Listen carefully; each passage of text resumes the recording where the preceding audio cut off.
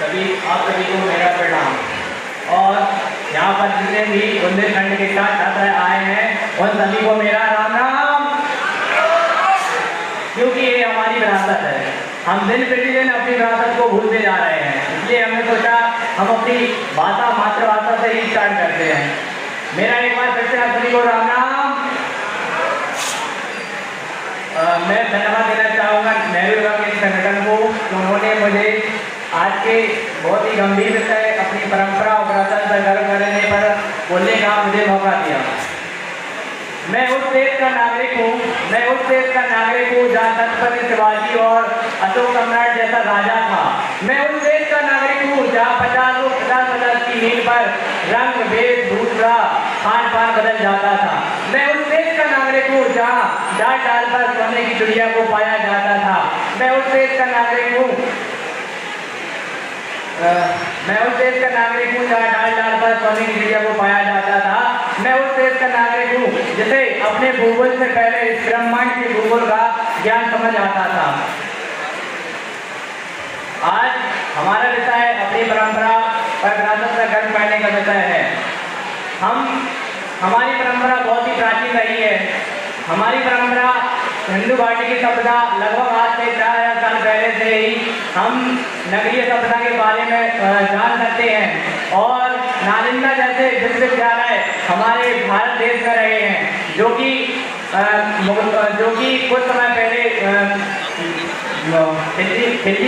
खिलजी आए थे। उन्होंने खिलजी ने नालंदा विश्वविद्यालय को पुस्तकालय को दिला दिया था, जबकि वहाँ पर लगभग नहीं तो 1 लाख किताबों का भंडार था।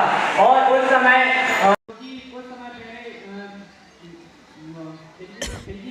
खिलजी आए थे, उन्होंने खिलजी ने नालंदा विश्वविद्यालय को पुस्तकालय को दिला दिया था, जबकि वहाँ पर लगभग नहीं तो 1 लाख किताबों का भंडार था। और उस समय वैदिक सभ्यता, सांस्कृतिक ज्ञान और आर्थिक ज्ञान सभी के बारे में हमारे विश्वविद्यालय में ज्ञान प्रदान किया जाता था। और आज हम देखते जा रहे हैं कि हम आज आधुनिक युग में तो जा रहे हैं, लेकिन हम अपनी विरासत को धीरे धीरे भूलते चले जा रहे हैं। आज देखते हैं कि लोग सभी जीन्स पैंट टाई शर्ट पहनना पसंद करते हैं, जबकि हमारी परंपरा कुर्ता पजामा और महिलाओं को साड़ी बिंदी बिछिया पहनना ये हमारी भारतीय परंपरा रही है। लेकिन जैसे जैसे हम आधुनिक युग में जा रहे हैं, लोग अपनी परंपराओं से दूर चले जा रहे हैं।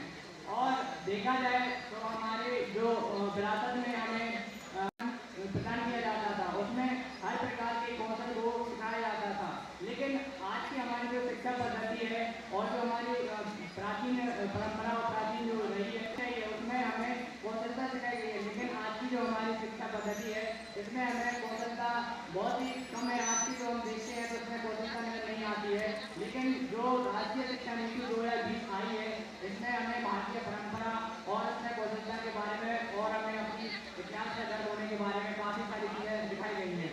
लेकिन मुझे ऐसा लगता है कि राष्ट्रीय जो शिक्षा नीति आई है इसे बहुत ही जल्द से जल्द संपूर्ण भारत में स्टार्ट हो जानी चाहिए। अभी भी देखा जाए तो ये इतने बड़े रूप में नहीं फैली है। यदि हम अपनी जो हमारी शिक्षा है, अगर ये हमारी जो शिक्षा है, जो परंपरा रही है, अगर ये विशाल रूप में फैल जाएगी तो हम जो अभी ज्ञान से कन्विक्ट है उस ज्ञान से अगर हमें समझ जाएंगे तो हमें शिक्षा रहते हैं जहाँ पर ग्रामीण लोग अपने दातन वगैरह भेड़ बकरियाँ मवेशी वगैरह चराते रहते हैं। अगर ये देखा जाए तो ये जो संगठन की जिम्मेदारी हमारे जिन संस्थानों को दी गई है तो उनकी नाकामी है, क्योंकि वो हमारे सांस्कृतिक विरासत के साथ साथ उनकी आर्थिक लाभ से अनजान है।